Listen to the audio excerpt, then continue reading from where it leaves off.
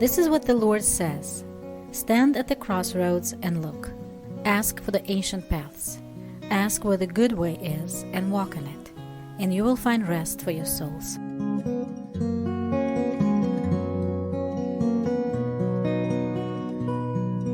Hello, friends, and welcome back.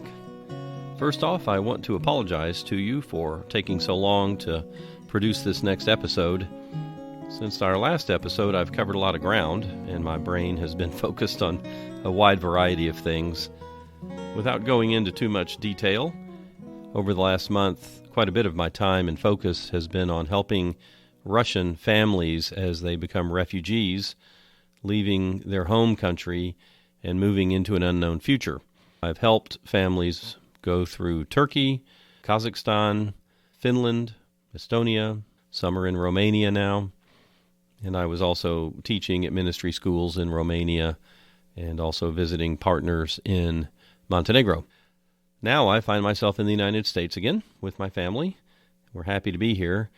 And the last week and a half has been full of a pretty good dose of jet lag and also just the natural sort of coming off of the emotional and spiritual high or intensity, I guess, that we faced recently. Today, you're going to hear Olga talk, and she's going to talk about the lessons that she's learned this year from the time that we left Russia back in March, and then we went to Russia again in the summer, and now we're out of Russia. And there have been a lot of really good lessons learned. They're hard lessons, but they're good lessons. And this has been the topic of conversation for me with quite a few people recently, that the Lord uses these very, very hard times to conform us to His image if we'll let this perseverance, this testing of our faith, do the work it's going to do. James says that we should consider it joy when we face trials of different kinds, because the testing of our faith develops perseverance, and we need to let perseverance do its work so that we'll be complete and not lacking anything. I've said it before, and I'll just say it again now. God tests our faith, but He never tempts us to sin. Someone who tests wants the student to succeed and move on to the next class, on to the next lesson. And God promises that He'll never give us more than we can handle, and He wants us to pass the test. A tempter wants people to fail and tempts people to fall away from God. God never tempts us, but He always tests us to help us grow up and become more mature in the faith. So what Olga will be talking about here is a part of those lessons that God's been teaching us and some of the testing that He's allowed us to go through so that we can let perseverance do its work, so that we can share in His nature, so that we can know Him better and be stronger in the faith, so that we can please Him and help other people as God brings them across our paths. So now, here is what Olga shared in our Sunday school class here in the United States this past Sunday. Well, I just kind of wanted to share things that I've learned this year and things that we have experienced and went through and things that we learned. And I just want to do it, to show how great God is and how He takes care of all His people and how we shouldn't be afraid. We're always His children and He will take care of us. So it may get a little bit emotional, but don't feel sorry, okay? Because, it's both hard and it's both very good. So I just wanted to maybe I'll just go in chronological order of events a little bit. I don't know if I'll be able to finish it all. Really, my heart is full. Just how grateful I am and how I really love the Lord and, just very happy to share with you. So if we go back, end of the winter, end of February is when Russia invaded Ukraine. And your first reaction is, boy, I hope it will be over soon. because you just don't believe. I mean, first day I remember when I saw it, it didn't even feel real. And until when I told Mike, his reaction showed me, I was like, wow, it is real. I was like, whoa, it's not a movie. And then things just started happening very quickly. The disconnection from SWIFT system, the ban of Facebook in Russia, the closing of some big stores like IKEA, I think, closed within a week. McDonald's closed. And then pretty much all of the European airlines except Turkish Airlines stopped flying into Russia. And it all happened like just within the week, like dominoes. And you're just watching it thinking, what's going on? What are you guys doing? And then there's those whole talk about maybe nuclear attack. I think within a week again, we heard that there was an order to put like a nuclear weapon at the ready. We're like, ooh, now what's going to happen? And it's all just kind of keeps falling on you, where every day you wake up and there's more news and it's all bad. It's worse every day. And you just want to get out of it. Get out of this pressure that you feel. I remember, I think about a week later, Mike and I went to one of the big stores because he said we need to, get supplies. We need to have a certain amount of food, non-perishable food that is there available in case something happens. I mean, the cards were still working, so we could still pay with our cards and withdraw cash. So we went to withdraw cash, and we went to the store where we usually go to buy, food. And it all looks just like every day, It doesn't look like things are that bad. But I remember going through the store with this lump in my throat because I didn't like the reason we were there for. I didn't like thinking of what to buy and how much to buy. And you're like on the point of tears, like, I don't want to do it. I don't want to be here in this store right now thinking I need to stock up in case, we cannot buy food. So, again, it's like, it's not real. I mean, am I back in the, 40s or what? And we talked to, some of our friends. Some of our friends were actually very happy. Like, yeah, it's time Russia showed them who is boss or what's what. But mostly it was shock. Mostly it's like who is right, who is wrong. There is less and less chance of getting news other than what the TV tells you. There is no competition in the politics in Russia. So the TV tells you only what the ruling party wants you to know or wants you to feel, wants you to think. So there's no opposition. And just a few news resources that were sort of showing a different picture were quickly shut down.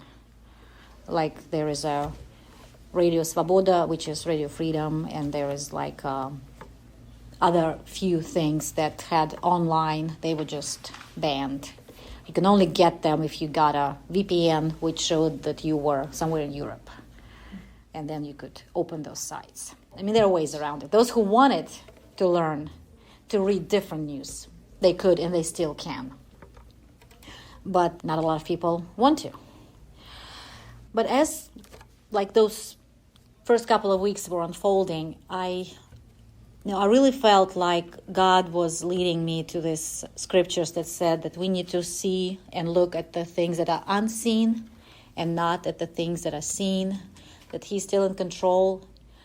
It's hard to say that you know exactly what's going on. You know exactly who is right and who is wrong. Those who attack, I think, are always wrong. But that's not even the matter of right now who is right and who is wrong. You just have to understand that you live in a different kingdom. And you still, especially at this time, you have to remember that you live in a different kingdom. And you cannot say, I'm Russian, or I'm Ukrainian, or I'm American. I'm the disciple of Christ. And what do I do as the member of the people of God? and not of any people of this earth. Because there were a lot of talks, God is with Russia, God is with Ukraine, God is here, God is there, God is for them, God is for those. No, God is for his people. And it's very easy to fall into this thinking that God is for a certain nation, for a certain political country. The only people that are chosen by God were and will be Israel. That's the only people that are still the chosen people of God. All of us, we have been adopted into his family. We have been taken into his kingdom. And so now when he looks at the earth, he doesn't see countries. He sees his disciples. And they say, here's my people, here's my people, here's my people. That's who I take care of. And another thing that I started looking at is in Matthew, where it says about the end times, and where it says, because of the increase of lawlessness, the love of many will grow cold. And that's what I felt God was really impressing on me, is that I cannot let hate and anger against anybody. I may be 1,000 times justified to feel angry and to feel like I have a right to hate certain people, certain governments, whatever. But I cannot do that. I am not allowed to do that.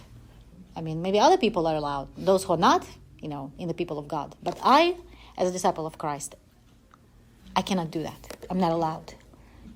There is higher standard for us as the people of God. And we cannot do something that other people can do. And so that's what I was trying to hold on to, that I cannot hate.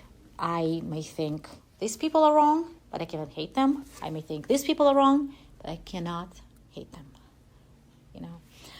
But the hardest thing was probably in that first, almost 2 months probably, that I didn't really feel God's presence with me.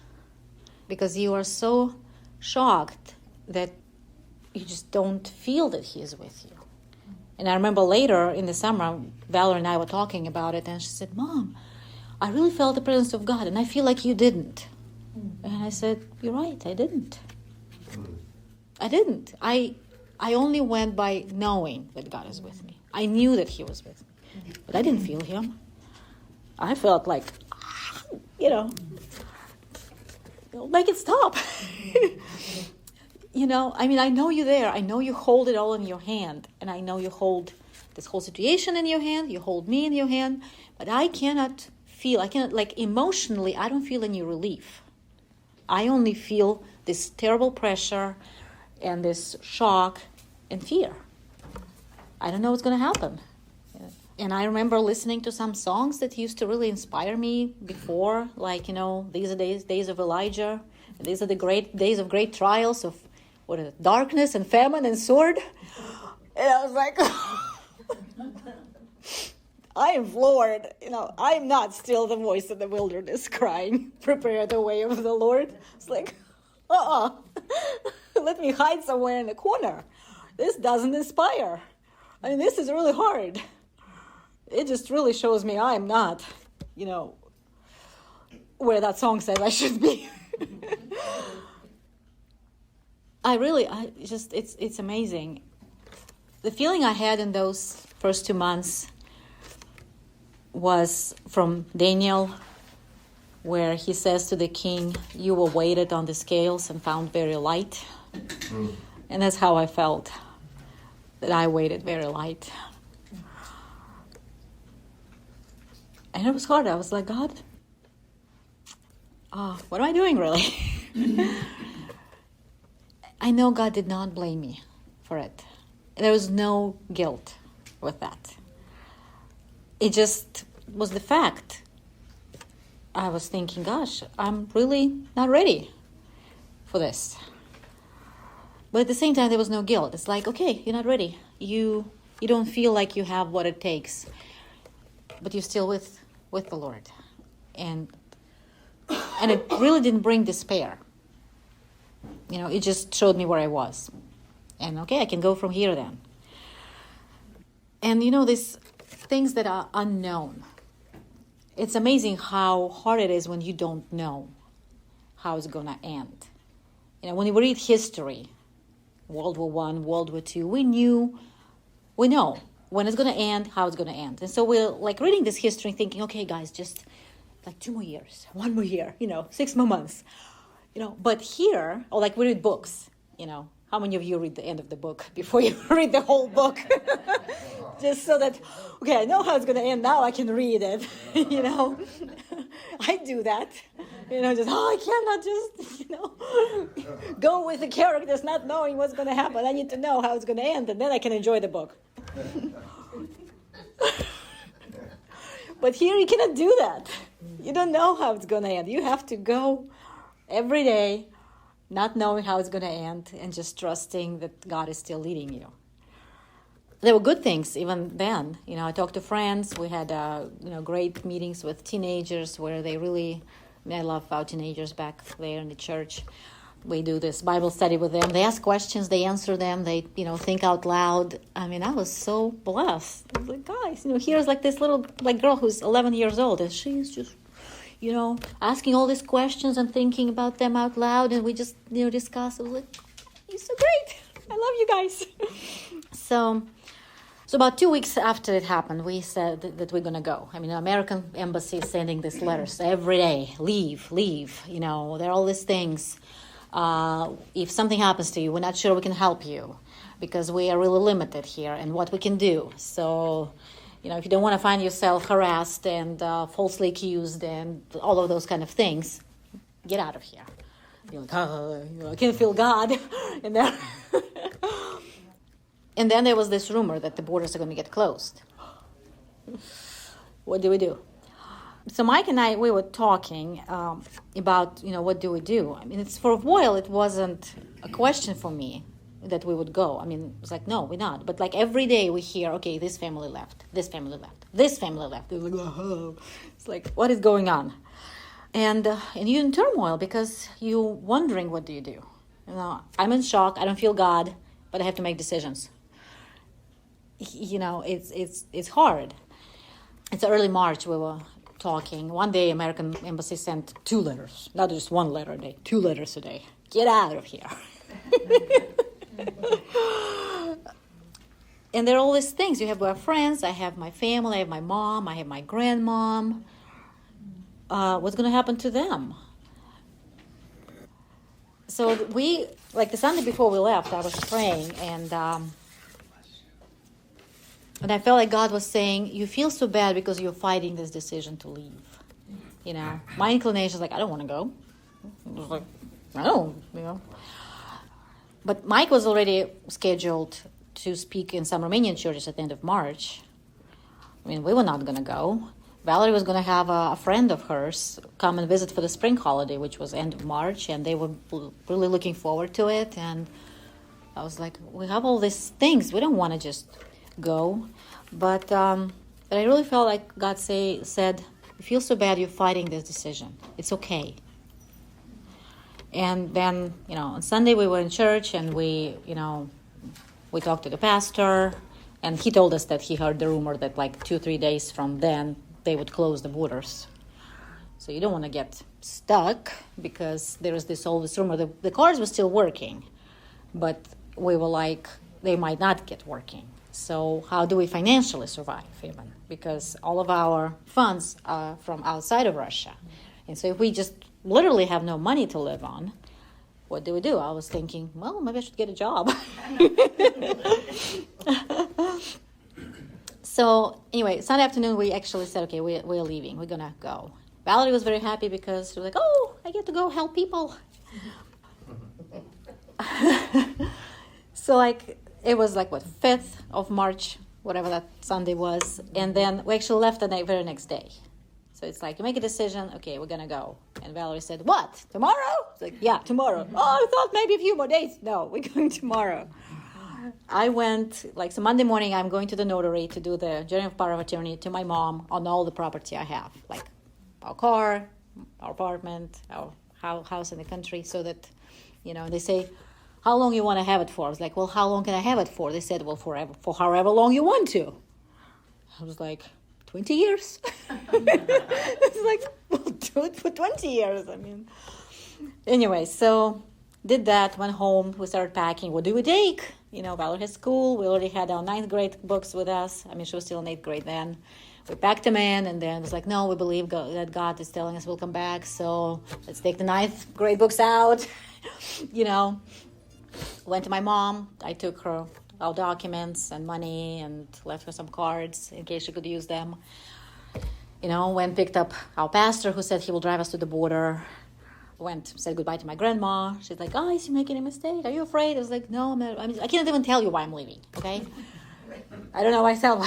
I'm just leaving. And then, get in the car, start going. And I was praying all this time. I was like, God, please close the doors. If you don't want us to go, please close the doors. So we said we will be happy either way. Whether they will let us out or tell us that we cannot leave, we'll be happy with whatever outcome. I was ready. We were all ready to stay and ready to go, whatever turns out. And we did cross the border pretty easily. And then we had to wait for a friend of ours for about, more than an hour. He didn't get our messages in time. He had to drive from a nearby town to pick us up at the Estonian border. And the border is actually, it's a river. There is a Russian town on one side, Estonian town on another side, and you just cross the bridge. There's a pedestrian crossing, as they say. You don't have to be in a car or on a bus. You can just walk through. They have, places where you can actually just walk through, go through, passport controls. And so we were waiting for our friend, just kind of looking across the river. Well, there's her. There's home. I was like, oh. What I realized that the people that when you turn, so quickly torn away from your normal life. It's one thing when you come and visit. I've been there many times. We have a little apartment in Estonia, so it's not like you don't know where you're going. You have things there. You have friends. You have like church there. You have community there. But it's one thing to come just for a visit. You have your plans and things like this. Another thing when you come, you just don't know. And the hardest thing is like this suddenly, well, what do I do? The hardest thing is not just to get up and go, but the hardest thing is like, what do I do now? Where do I fit in now? Because I cannot just, here's this place, and I just sit here all day long. And that's the hardest thing. So when we started helping some people, and I was telling everybody, it's like the hardest thing is this feeling like you're not needed anymore. You're not useful anymore. Here you are, you left your home, here's a house, here's food, and what else? Because we as people, we cannot just sit and look out of the window. And that's the worst thing that can happen to people. One of the worst things that can happen to people. And that was hard there, because you suddenly feel such a stranger in a place where you were not a stranger before. Estonia, especially Eastern Estonia, is like more than half Russian-speaking. There are Russian schools there, Russian language schools.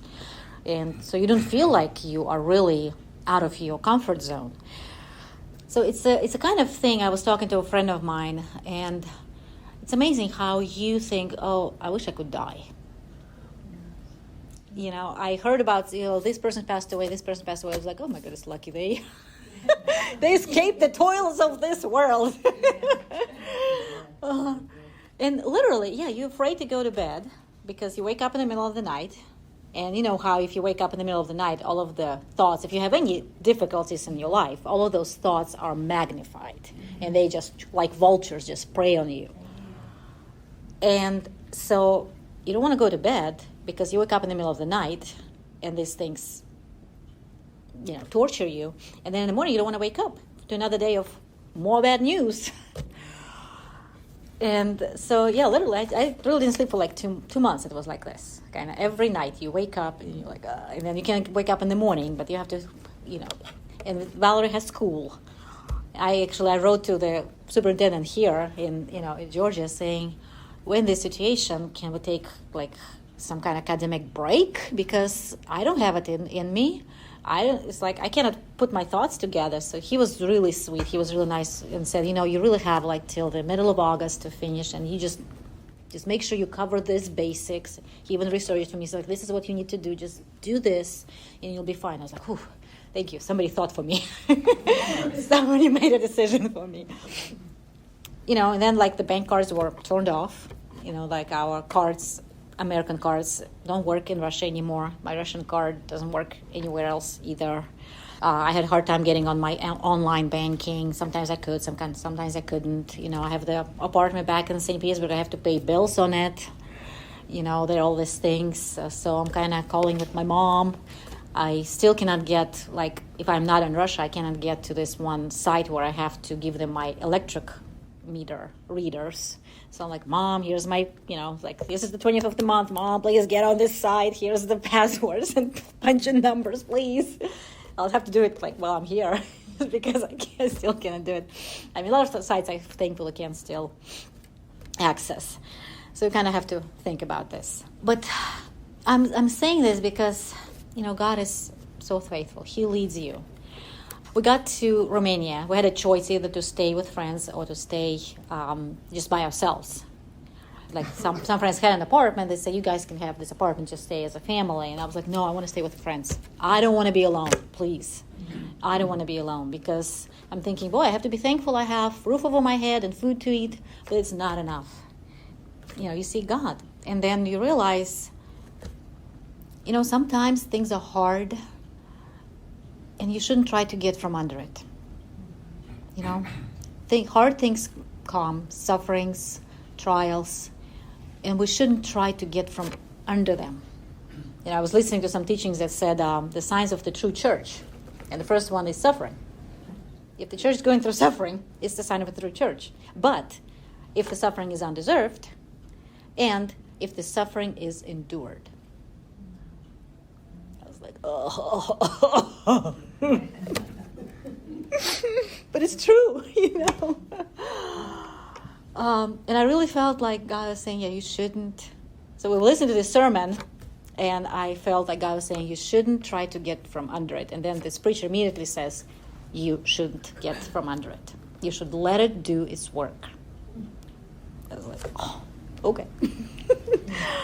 And in Romania, amazingly, we had, there were people there that I needed to interpret for and things like that.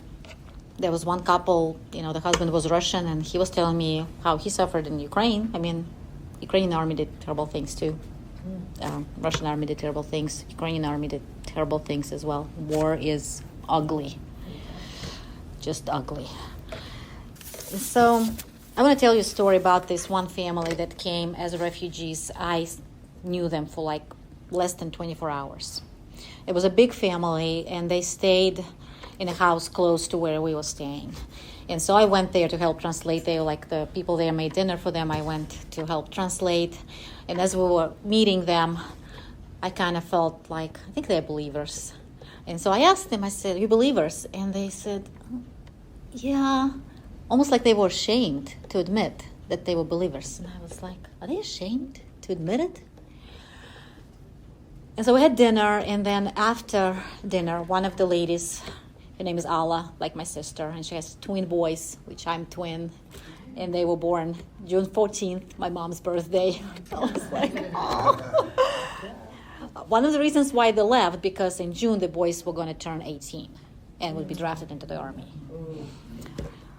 And so after dinner, their mom, Alla, just turns to me, and to this friend of ours who is a missionary in Romania, and she just starts weeping and she said, what have we done? We were part of a church, and our children were part of the church, and we were ministering. Have we betrayed our friends? Have we left them? We could leave. A lot of them can't. Have we betrayed them? What have we done? And she was just crying. And I knew the reason why they were so ashamed to say that they were believers, because here we are believers, but we are fleeing the trouble. And so we were able, I was able to share some things with her about Aquila and Priscilla, how they were driven and how they, God used them anyway. But then our friend David, he prayed, and he really had the word of the Lord for her and for me too. Because he said, God doesn't bring guilt. He said, if you feel only guilt right now, it is not of God. Because God doesn't give you guilt and nothing else. If God convicts you, he gives you hope. He gives you a way out. If you don't have any hope right now, then it's not of God. And boy, your tears just dried up immediately. I mean, they were gone. And then next day, we helped take them to the airport. They were flying further into Germany. And again, I'm so thankful we went, because there were some things that arose at the airport that we were able to help. I mean, Mike and I felt like we were their parents, making sure that here's a family like of 12. There are 12 people. And there was some hoops to jump through at the airport, which we just were right there helping them. I was like, thank God we stayed, thank God we were there. And I got to talk to this lady just before they went through security, and I asked her, like, how are you doing? And she was like, thank you so much. One of my boys woke up in the middle of the night, came to me, was like, Mama, what are we doing? We left our people, we betrayed them, we are, horrible. And she shared those things that we shared with her, and it has, released him. And so they left, happy. So, there's people like know them for less than 24 hours, but I think of them a lot. In those first 2 months, especially when we left Russia, I was afraid. I was afraid to go back, because you listen to the news and you know that news don't give you a true picture of anything. But I was afraid. Mike mentioned there was this law that they were considering this law of, taking away the property. And for a week, I was just really shaken, because what do we do here? But then I really felt like one morning I was praying, I really felt like just praying, and I said, no stranger will take anything I have. It belongs to God. Only God can take it from me if he wants to, but no man will make that decision. And I had peace. And then a week later, they said, okay, they're still considering, but at least back then they said it's non-constitutional to do that. I was like, oh. Okay. And then I really felt sometime in April that God said, you will go home. And that's the first day I was so happy. I never knew what happiness was before. And I remember we went to see my sister, a blessing. It was truly a blessing, because when we got there, I just finally felt relief. That's when I finally felt relief. Felt like I've been running long and hard and finally got a break. While we were there, I kept praying. It's like, God, do we go to Russia? And I felt like he said, I told you you can. I was like, okay. And we did. We did, and it was great. And I've never been so happy and so thankful to be home. All this summer, I was the happy person. I was so happy. I'm still happy, actually. But you get to appreciate things that... And it's like, I appreciated them before, but you appreciate them more. And last Sunday we said, I'm so thankful that Valerie finally said, I love Russia. Because when we were leaving, she said suddenly, oh, I realized that I love Russia. Because she wanted just to be in the States. But thank God, And she made a lot of friends, and she has really matured this year. But she made a lot of friends, and she made connections. She had her own breakthroughs. Like last Sunday, she was in pants. If anybody saw.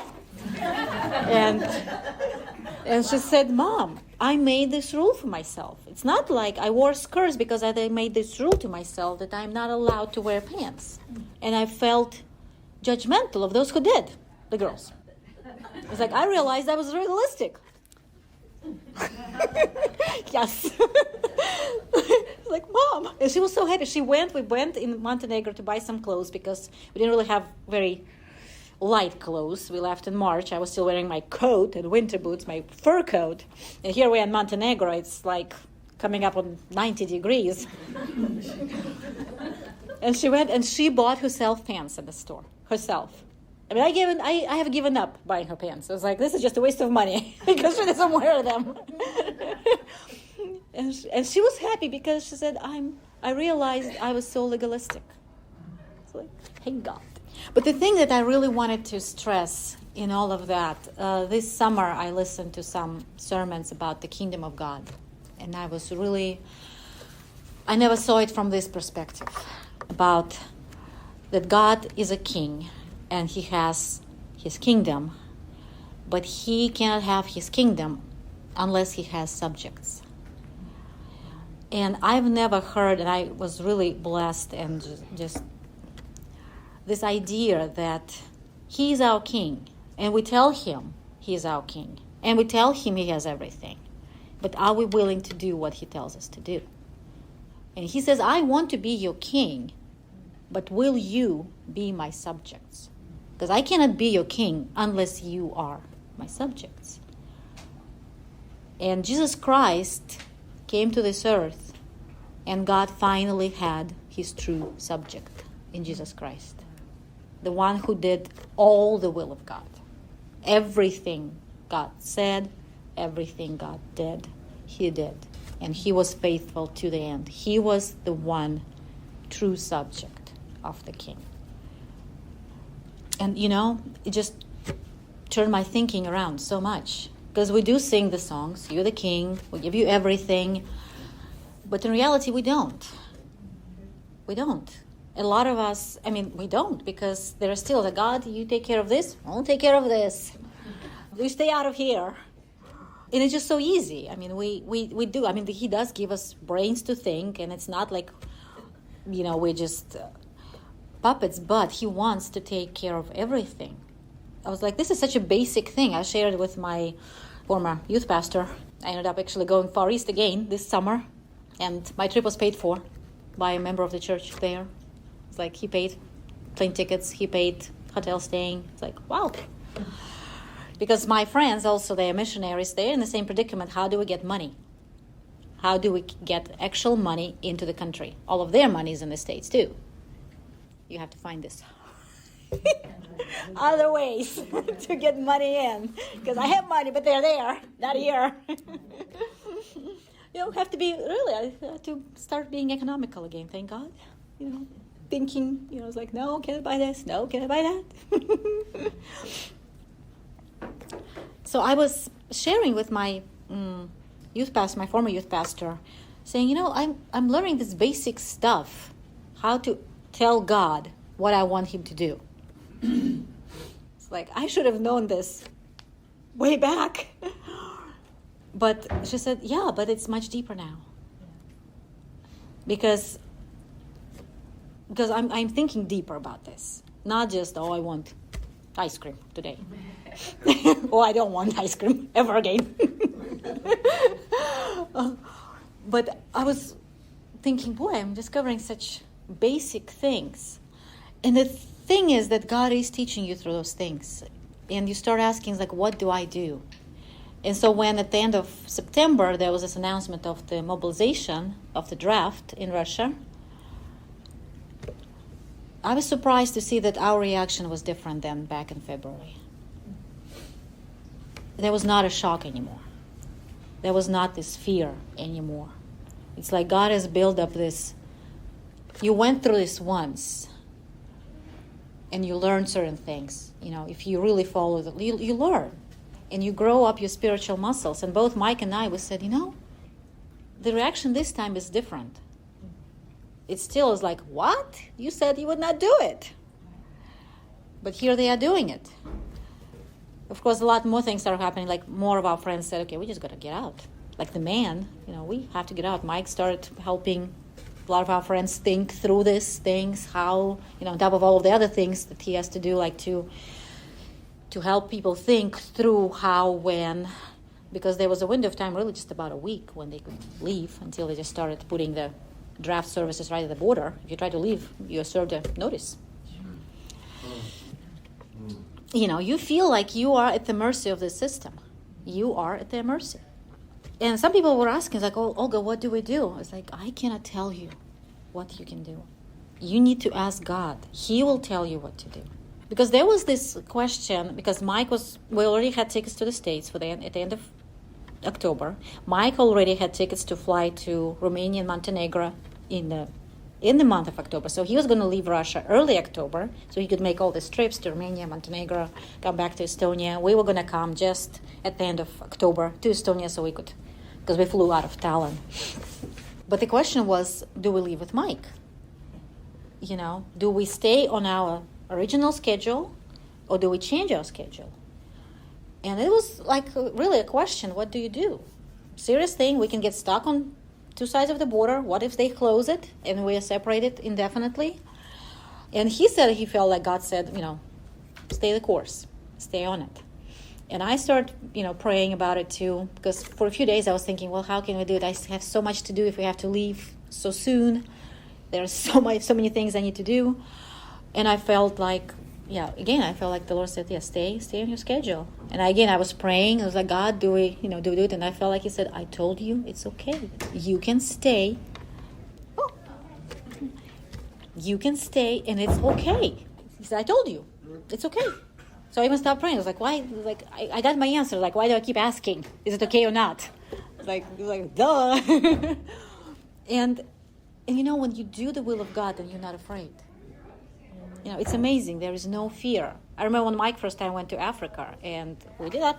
He left me all his passwords to all of his banking, saying, here they are, in case I don't come back. Thank you very much. But I remember, we knew that God sent him there. It was miraculous that he was able to go.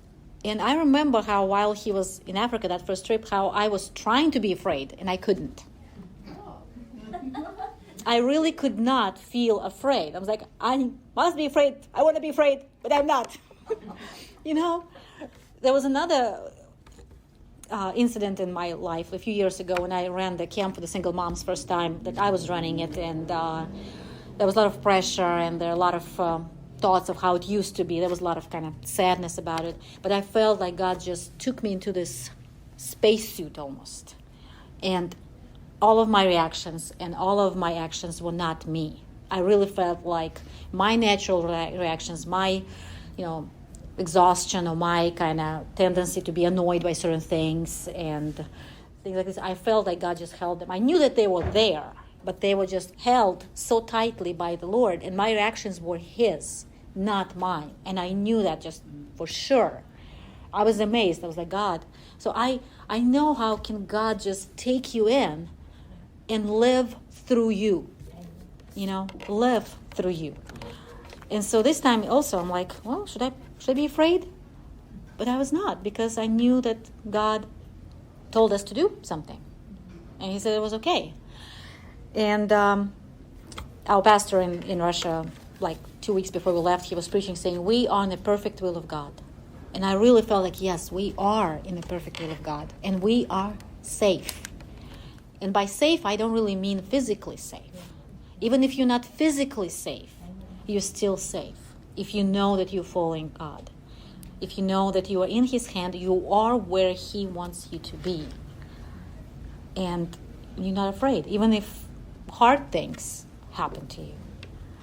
So, so we are not guaranteed things. We wish we were guaranteed. Some people, some countries are more used, I know in America people are more used to guarantees. We all would like to feel like we have certain guarantees.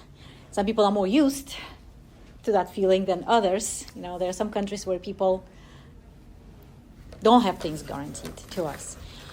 But, we're guaranteed that God, our King, if we are His subjects, if we ask Him what it is that you want me to do, and I'll do it. And I found myself this year saying, God, what do you want me to do? I'll do it.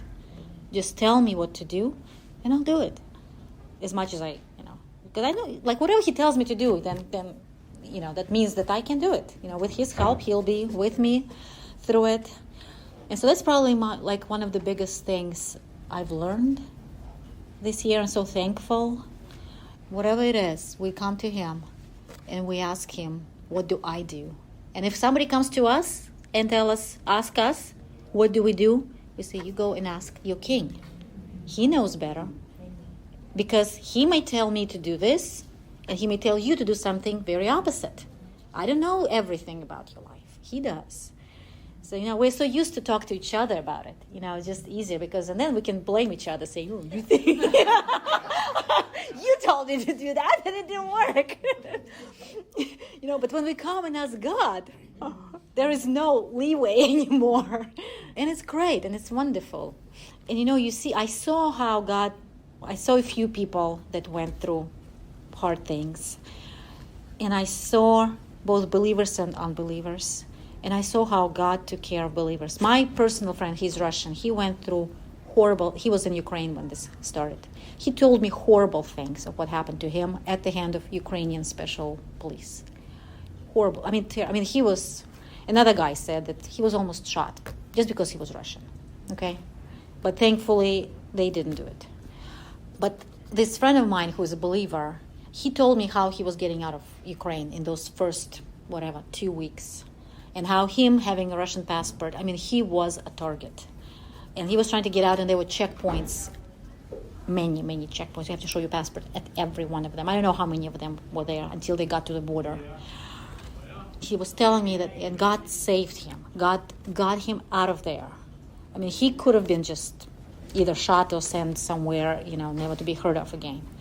But God has been faithful to him. He said he'll write a book, and I said, I'll read it when you do.